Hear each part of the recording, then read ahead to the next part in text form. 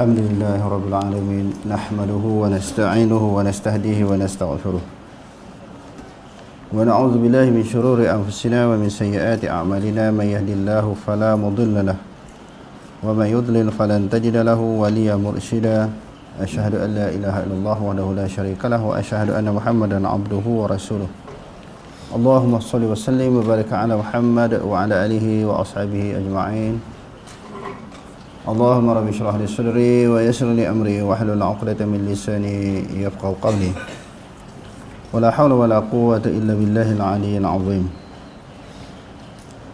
اللهم سهلا إلا ما جعلته سهلا وأنت تجعل الحزن إن شئت سهلا ربي يسر ولا تعسر وأتمم بالخير أما بعد. Kita sambung muka surat yang ke 352. Ya. Jadi sebelum tu saya nak jawab satu pertanyaan dan juga kemusykilan. Lebih kurang 2 hari lepas ada beberapa orang sahabat hantar WhatsApp kat saya kerana ada individu yang tertentu menyamakan saya dengan kuburiyun dan juga orang musyrik. Menyamakan saya dengan penyembah-penyembah kubur. Kuburiyun maknanya orang yang sembah kubur. Dan juga menyamakan saya dengan perbuatan orang musyrik, iaitu berhubung dengan masalah solat menghadap berhala capal, hasil fatwa Aidil Al-Jahmi. Jadi saya ada bagi pandangan beberapa tahun yang lepas, saya tak silap saya dalam musim PKP. Bila ada seorang tok guru, dia buat replika capal di pondok dia berbetulan dengan kiblat. Lalu ramailah orang kata perbuatan itu perbuatan syirik, sembahyang tu tak sah. Jadi walaupun saya mempunyai perbezaan pendapat, beberapa pendapat, bahkan mungkin banyak perbezaan pendapat saya dengan pendapat tuan guru ini, tetapi tuduhan, tomahan kepada dia itu satu perkara yang tidak boleh diterima. Orang menuduh dia melakukan suatu perbuatan syirik bila dia sembahyang menghadap capal. Jadi saya teringat di dalam Sahih Bukhari masa saya belajar dulu, Imam Bukhari telah meletakkan satu tajuk, hadis yang ke 431. Hadis yang ke 431, tajuk hadis itu turjamatul babnya, babu man shalla wa qaddamahu tanur. Bab orang yang sembahyang di hadapannya dapur api. Imam Bukhari letak satu tajuk. Kita dah belajar dah hadis ni di Taman Impiana dulu.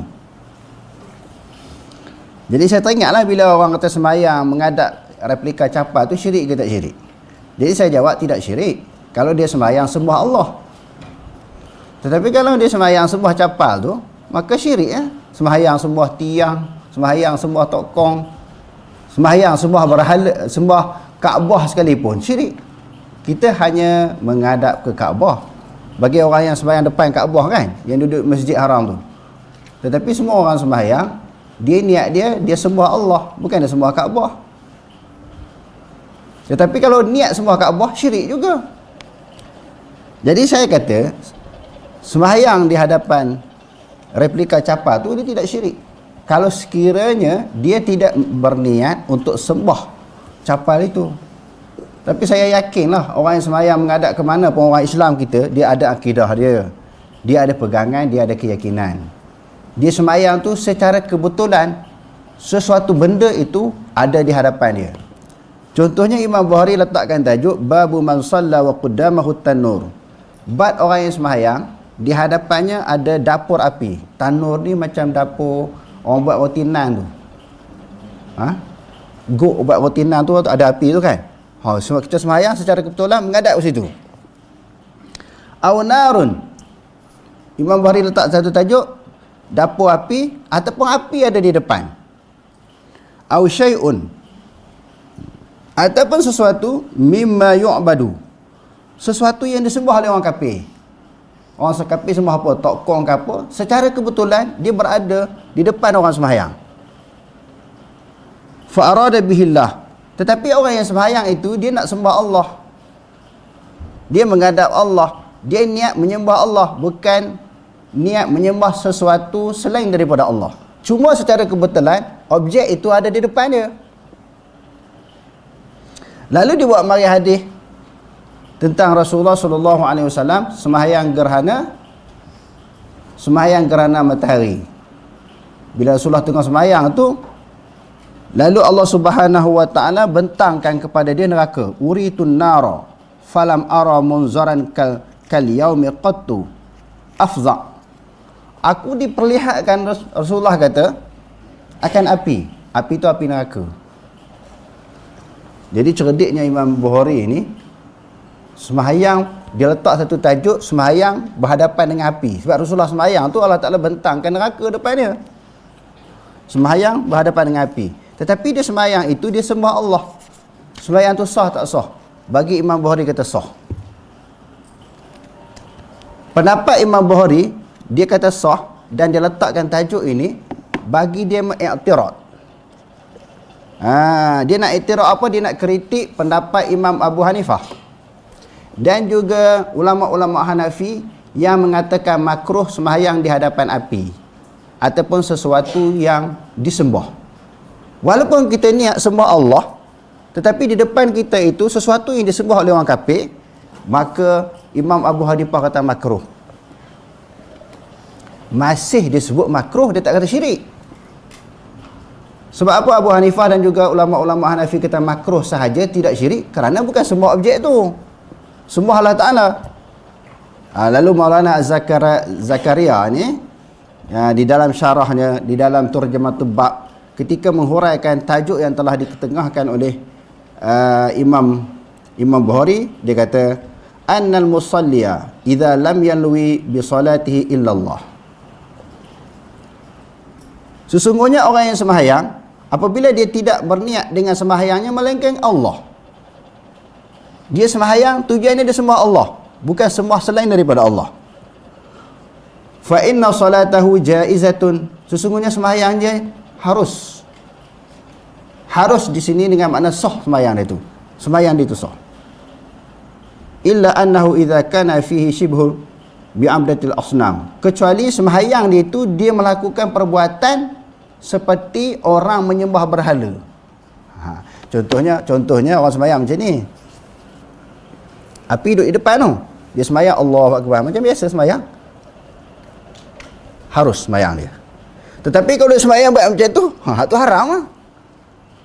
Sebab perbuatan itu menyerupai perbuatan orang sembah berhala. Kalau dia sembahyang buat macam tu kan, macam orang kafir buat tu. Tetapi walaupun dia buat macam tu, tetapi dia sembah Allah, tapi buat macam tu, yang tu haram. Sebab perbuatan itu menyerupai ibadah orang kafir. Yang tu tak boleh. Ataupun sekurang-kurangnya fa innaha haina idzin la takhlu an karahah wa in saqatat an zimmatihi. Walaupun sembahyang sah, sekurang-kurangnya sembahyang itu adalah makruh, kau tak jadi haram pun, sebab menyerupai perbuatan orang kafir. Jadi kalau sembahyang semata-mata menghadap sesuatu yang disembah, tetapi bukan niat dia menyembah sesuatu itu, maka sembahyang dia tu paling tinggi dia makruh dia, bukan haram, apatah lagi kalau nak dikatakan syirik.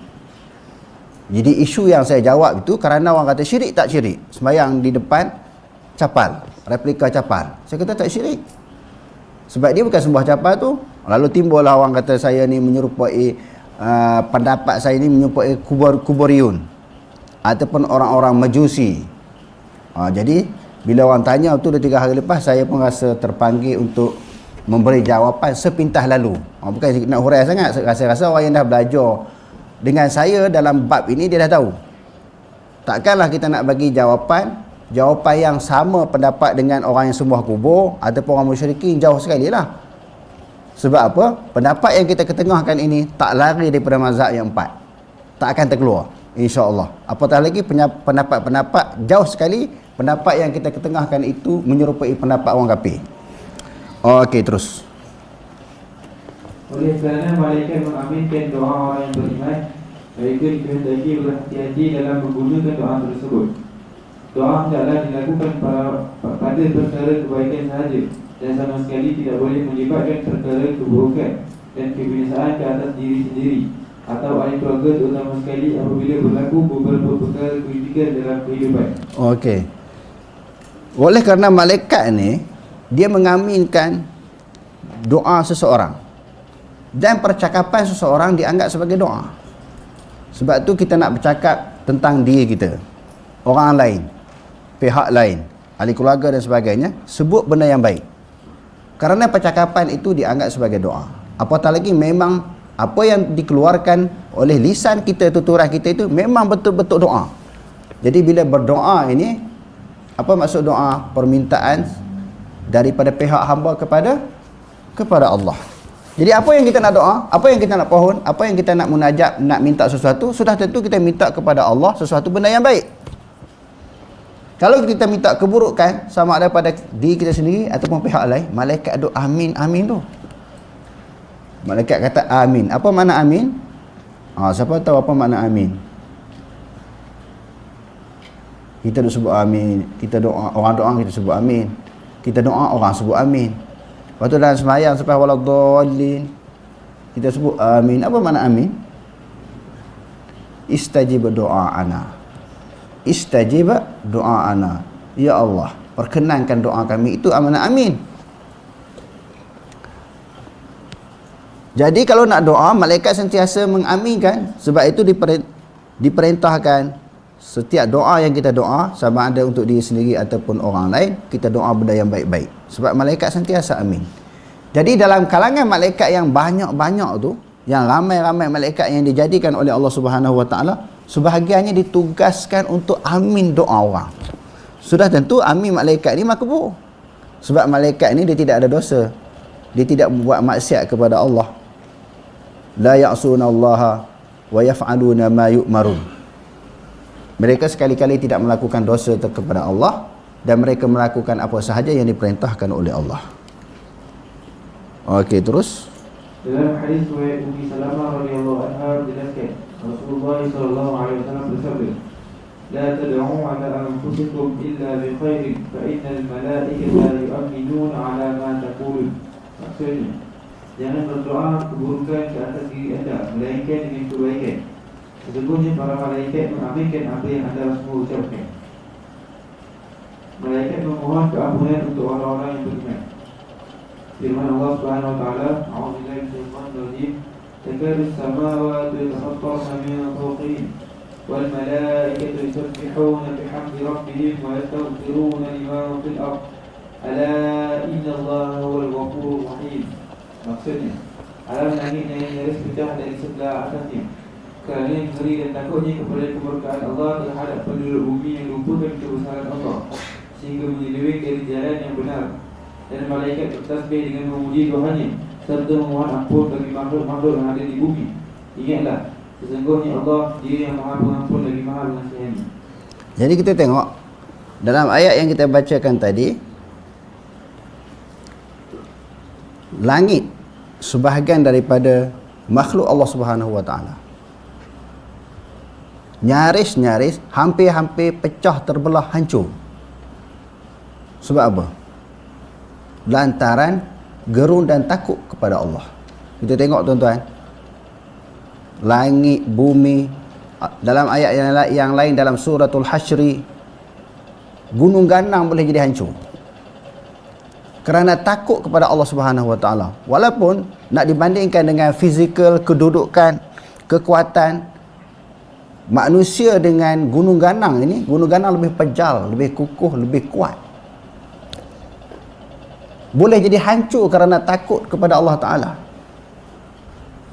Tetapi kata Allah di dalam Al-Quran, antara batu yang pejal, yang kukuh, yang kuat tadi, yang keras, kalau dibandingkan dengan hati manusia, hak mana lebih keras? Gunung ganang dibandingkan dengan hati manusia, hak mana lebih keras? Allah Ta'ala ceritakan, "Summa qasat qulubukum min ba'di dzalika fahiya kal hijarati aw ashaddu qaswah." Allah Ta'ala cerita tentang hati orang-orang Yahudi. Bila Allah Subhanahu wa taala beritahu turunkan firman Allah, arahan wahyu kepada Nabi Musa alaihi salam, supaya Nabi Musa ni beritahu kepada kaum dia, orang-orang Yahudi, sembelih sapi. Yang dalam Quran itu disebut dalam surah Al-Baqarah. Baqarah tu maknanya sapi lah, sapi betina. Sebab apa suruh sembelih sapi? Sapi ataupun lembu ini kerana berlaku daripada kalangan Bani Israel ini, ada seorang lelaki dia bunuh pak saudara dia. Sebab bapa saudara ni seorang yang kaya.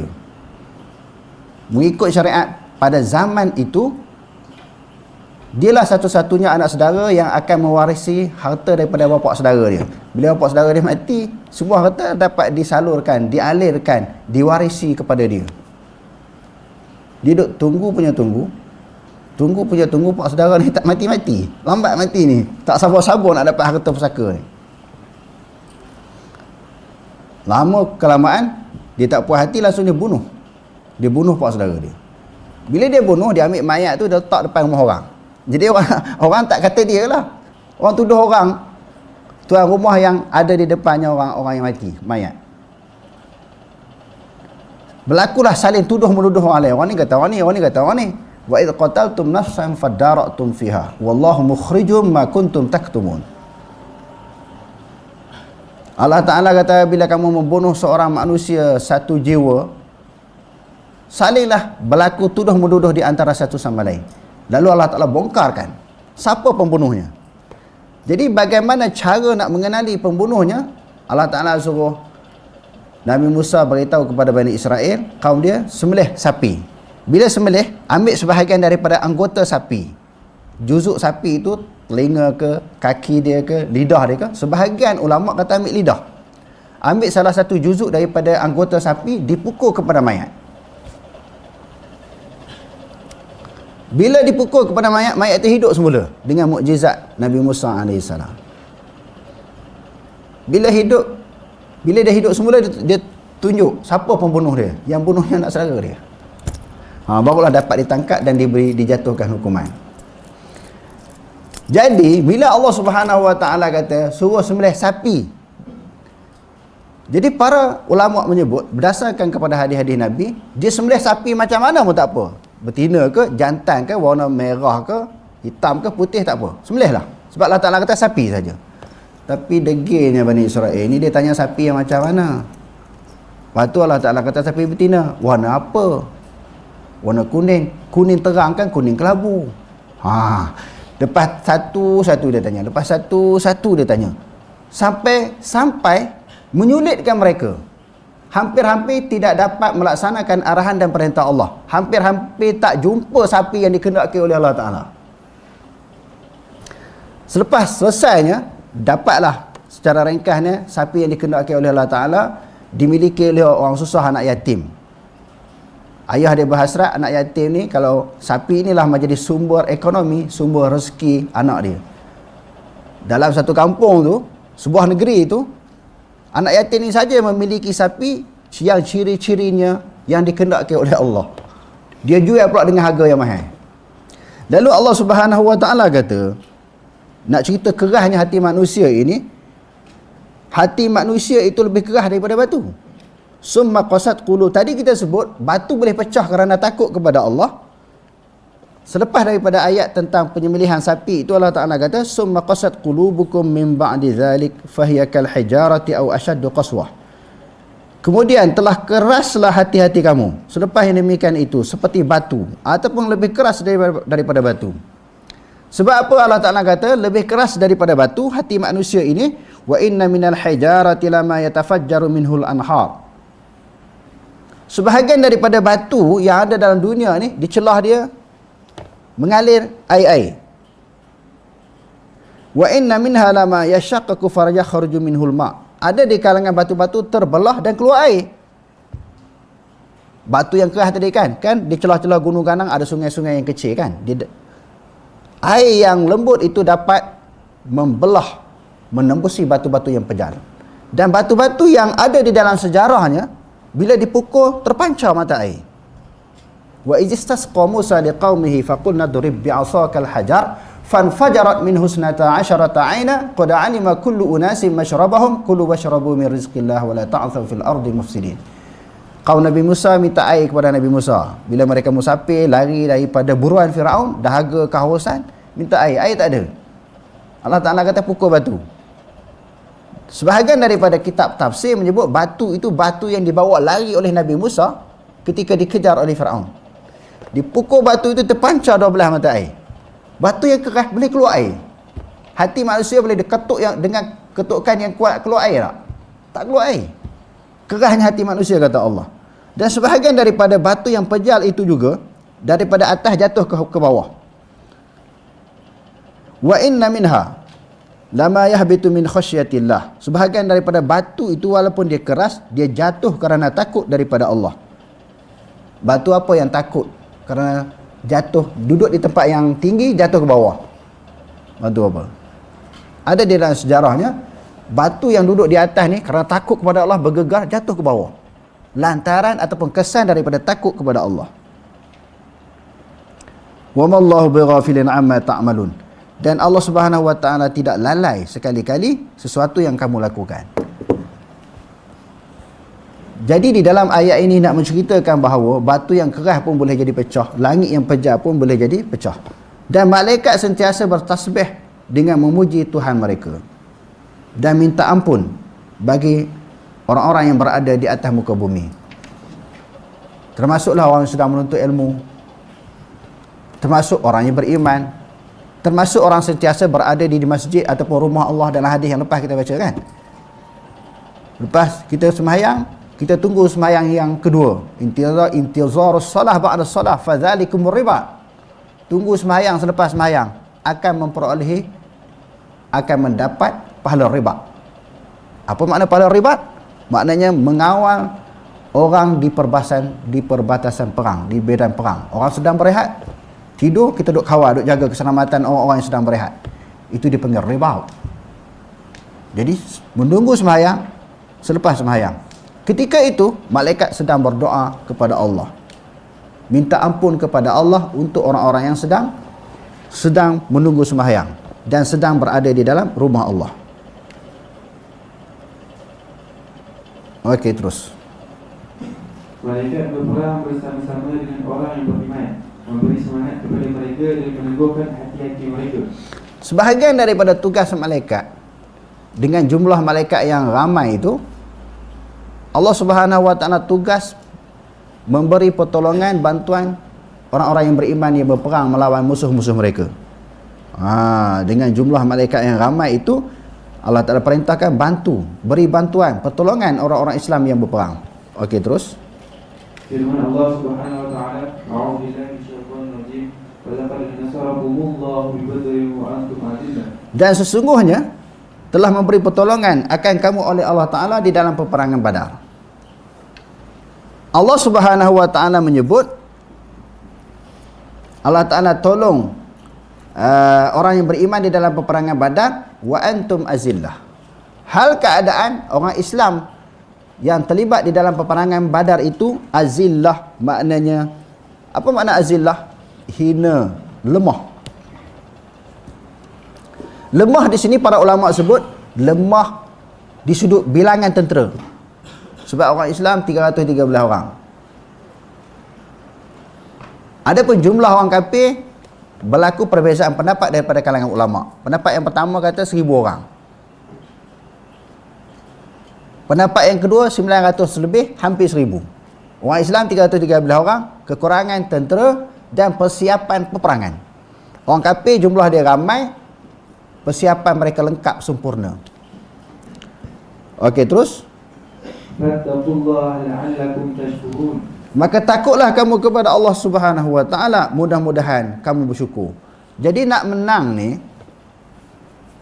bila berlawan dengan orang kafir, tak semestinya jumlah kita melebihi ataupun sama. Tengok Allah Ta'ala sebut dalam Quran.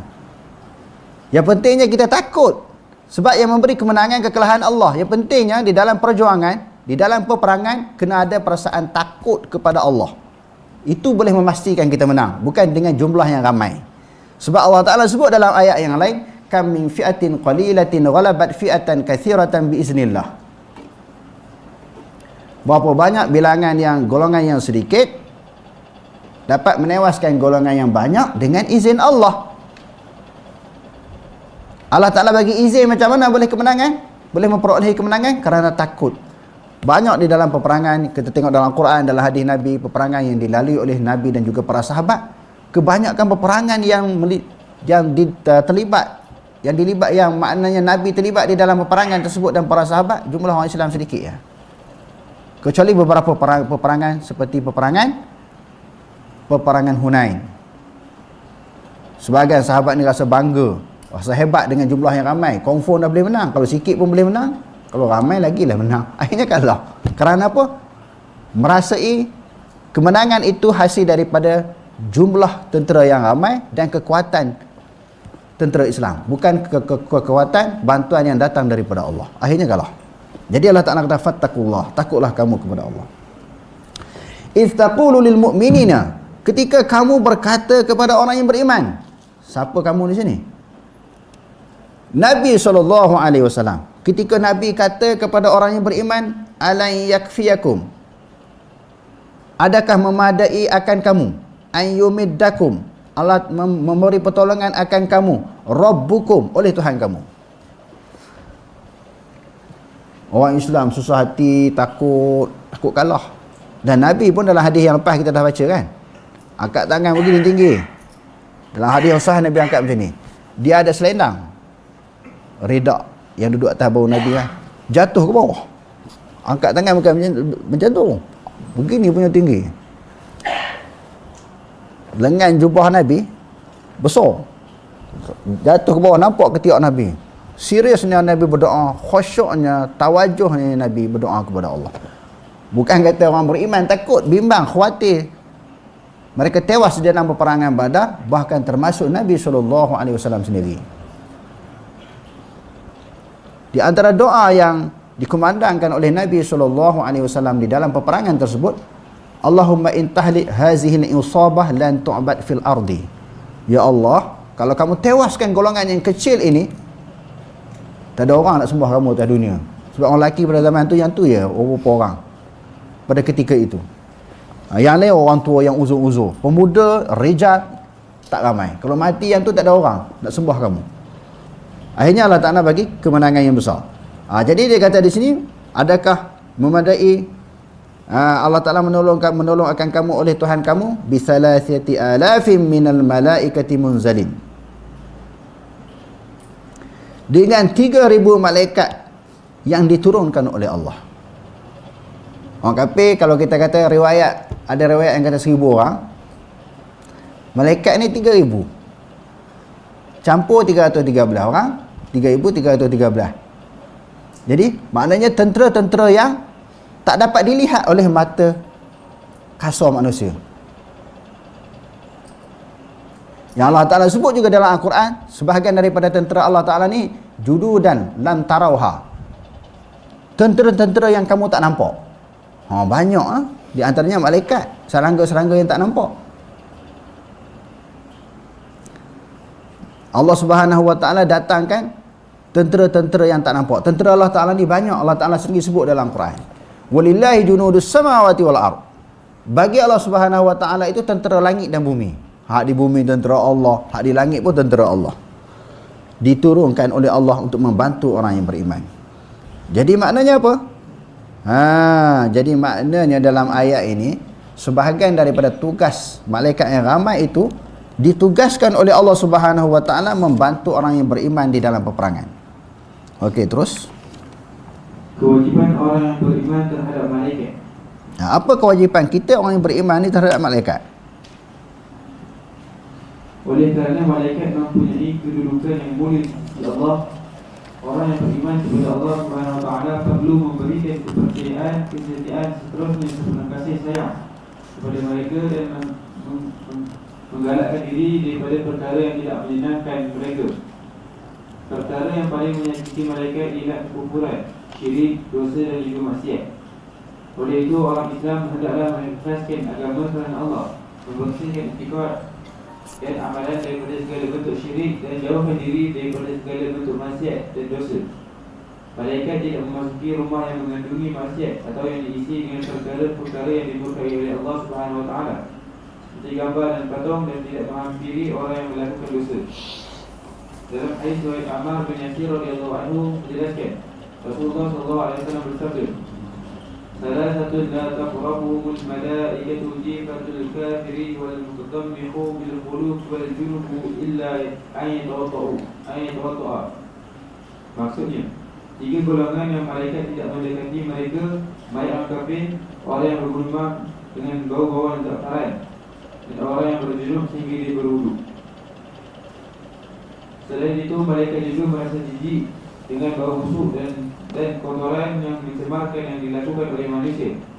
Dalam hadis riwayat Jabir radhiyallahu anhu menjelaskan, Rasulullah sallallahu alaihi wasallam bersabda, "Man akala tauma aw al-batala min Suma, bukan samsum. Tuma aw al-batala min al-ju'i aw ghairihi fala yaqrabanna masjidana."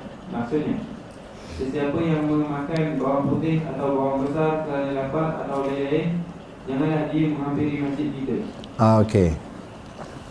Jadi malaikat ini, di antara maksud beriman kepada malaikat, kena sayang. Sebab malaikat ni tolong orang beriman. Sebab apa kena sayang? Jasa dia banyak. Tolong orang beriman, berdoa untuk orang beriman. Lepas tu kena percaya apa sahaja yang Allah Subhanahu Wa Taala arahkan, bebankan untuk melaksanakan sesuatu tugas, kita wajib percaya malaikat dapat melaksanakannya dengan sebaik mungkin. Dan yang kedua, sifat malaikat ni dia tak suka benda-benda yang busuk. Bau-bau yang tidak enak, bau-bau yang busuk ni dia tak suka. Sehingga disebut dalam beberapa hadis, di antaranya hadis yang kita bacakan tadi, siapa-siapa yang makan bawang putih ataupun bawang besar, sekali-kali jangan menghampiri masjid kami. Jadi di sini, di dalam perbahasan ataupun syarahan para ulama, bukan sahaja bawang putih, bawang besar yang menghasilkan ataupun mendatangkan bau yang tidak baik. Sesuatu yang searti dengannya. Apa dia? Selain daripada bawang putih, bawang besar. Jering, petai, kenok lagi. Masuklah doyan kan. Orang suka makan tu. Sesuatu yang searti dengannya. Semisal dengannya. Sama juga. Okey. Sekarang ni berlaku perbahasan, bila makan benda tu jadi, yang kita duk mengaji fiqh kan. Makan benda tu ke makruh ataupun sebab bau dia. Kalau kita kata sebab bau, sesuatu alat, bahan yang dapat menghilangkan bau, maka alat kepada makruh itu maka telah hilang. Maksudnya boleh makan selagi mana ada sesuatu yang dapat menghilangkan bau. Jadi kita tengok pada syarahan ulama sebagaimana yang kita telah belajar sebelum ini di dalam hadis Sahih Bukhari dan juga Muslim. Imam Nawawi di dalam syarah Muslim menghuraikan maksud syarahan hadis ini.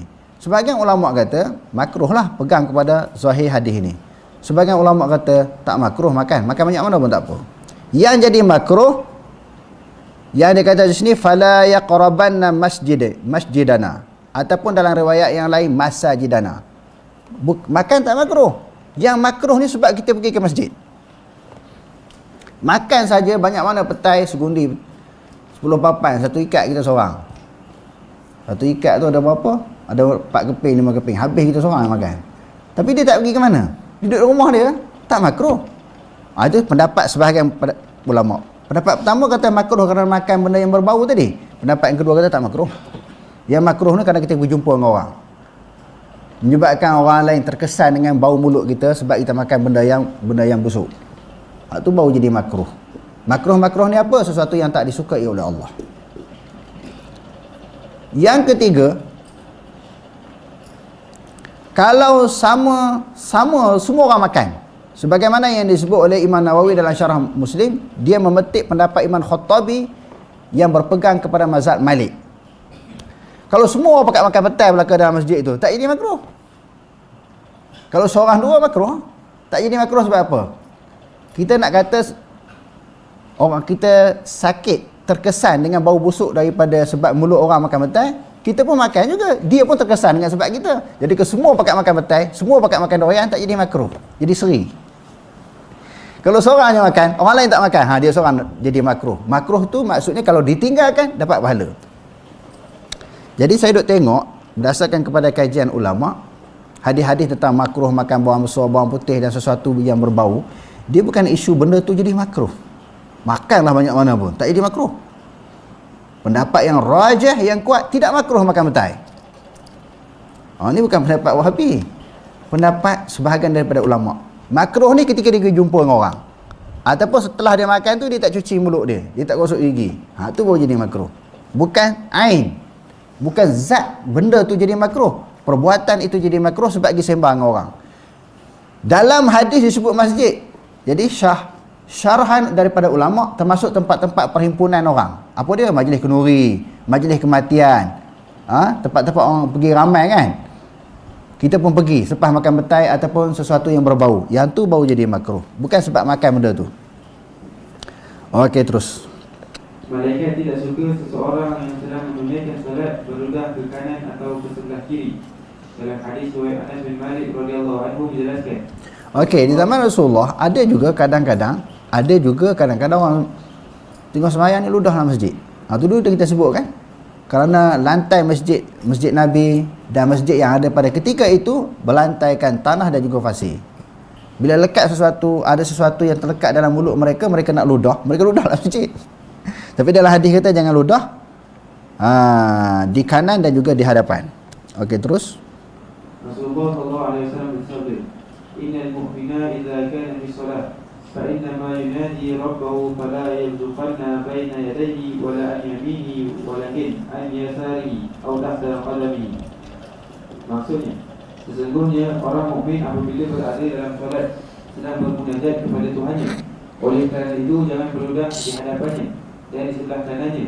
Sebaliknya hendaklah berludah ke sebelah kiri atau ke bawah kakinya jika keadaan memerlukan. Wallahu a'lam. أقول قولي هذا واستغفر الله العظيم لي ولكم. السلام عليكم ورحمة الله تعالى.